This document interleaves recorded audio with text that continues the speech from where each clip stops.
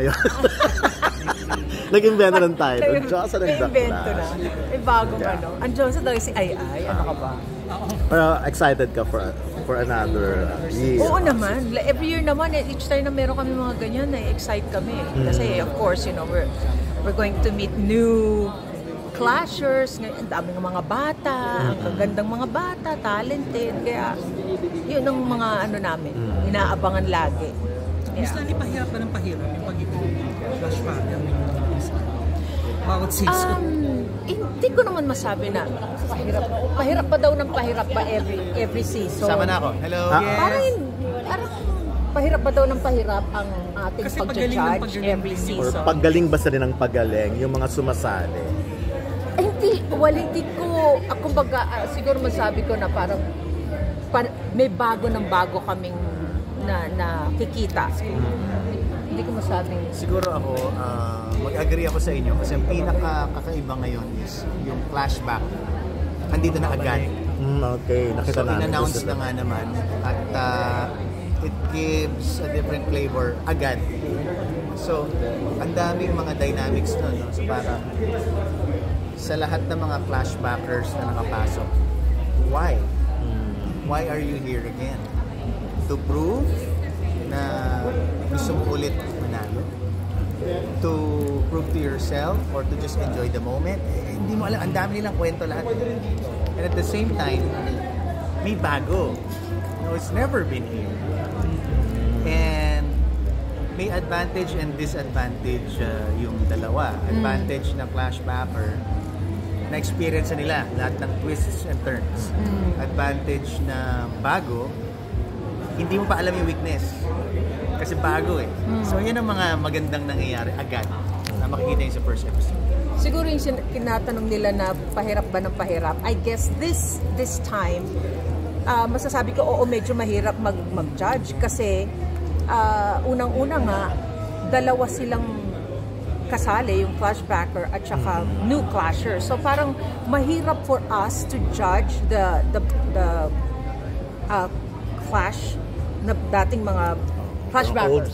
Flashbackers. Only because pag nung maglalabanan sila, pareho na silang magagaling talaga eh. Parang nakakapanghinayang kung mayroong mababaksak o ma-eliminate dun sa mga flashbackers.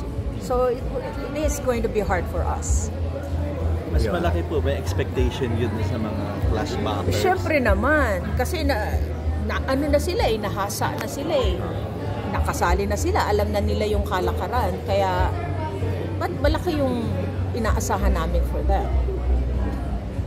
Pero ano pong hinahanap niyo sa bagong champion ng Clash ngayon? Sa ilang season na to? Ano ba ang hinahanap natin usually, sa Year, every season ba meron kayong standard na dapat ganito? Or bigla na lang lumalabas talaga sila parang, okay, eto pala yun. Mas ganon na, biglang lumalabas. Kasi meron like, simula, parang hindi namin mapapansin at all. And then, last few episodes, bilang parang, wow, what happened? Biglang gumaling. So, yung mga ganun, magic moments. Parang nag-evolve siya, parang kumbaga dating caterpillar, biglang, naging butterfly. Parang kasi meron din magaling sa simula. And then, hindi pala kaya sa dulo. Correct. Kasi mahirap din ng taping, mahirap din ng pressure, kalaban. Yes. It's in the moment eh. So you have to be good at the moment. Even us, kahit we're experienced singers na, sometimes we have good moments, we have bad moments. The difference is, you're now in a competition. So you have to really make the most of it. As a judge po, syempre may mga na-judge kayo na magaling, may hindi magaling, pero may mga basher din, di ba? How do you handle bashers? Bashers namin? Oo, lalo na dun sa mga parang followers for them, inisip na wrong judgment or... Ay, kumbaga sinasabi na bakit it should have this person should have been the winner, or eto yung mas may potential, mga ganun. Alam ko, marami talagang ganun eh. Kasi kanya-kanya naman talagang opinion yun eh. Diba? Kumbaga, sa iyo, maganda itong baso na ito. Pero sa akin, hindi ko na-accept na maganda yung baso. Di ba? Ganun lang naman yun. Very, Ako, binabasag ko yung baso. Hindi, ano. basagin mo rin. Basag ang baso. Ano lang, madali lang, mute black. Mute sila. Mute and black. Pero, depende rin yan merong basher na constructive. Na parang inaral niya talaga. Bakit ganito? Okay, so babasahin ko yun. Pero yung purely just hate. Na no reasoning will ever change their mind. Then okay, mute lang. Naaapektuhan ba kayo ng trend sa music?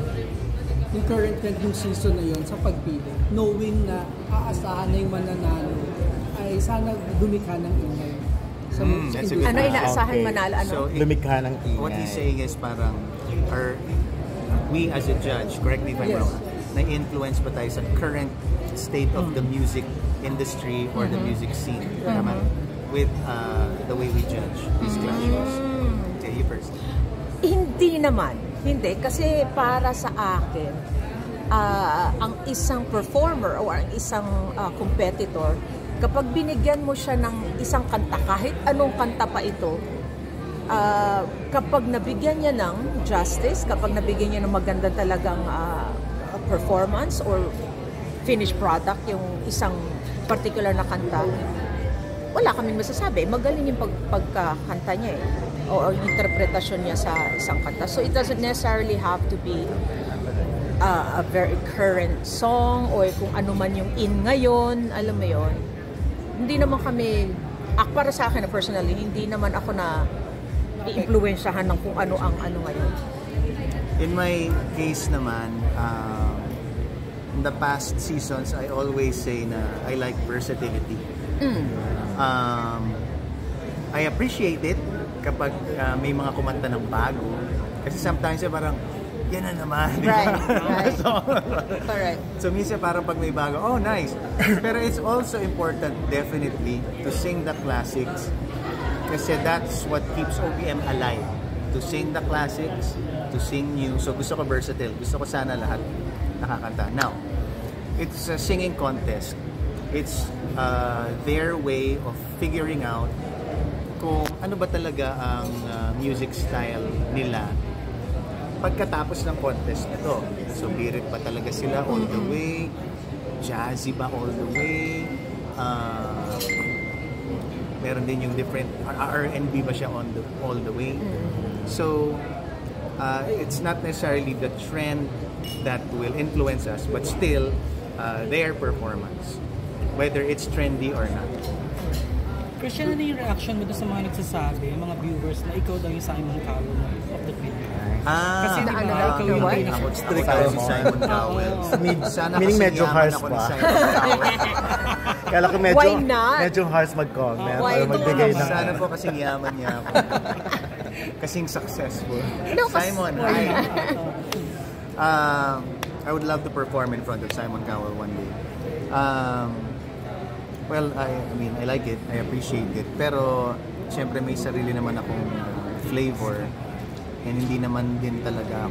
Actually, pag pinapanood ni Simon Cowell ngayon, yung mga clips niya, mas about the life, about their story. Pagpapasin mo yung ngayon. Nagbago. Ditong medyo na siya, Recent nagkaiba. story. Or siguro the edits. I don't know, kasi lahat may naka-edit. Hindi, tsaka siguro, they are trying to make it very more personal or very, parang mas So the way I judge is parang a mix of both.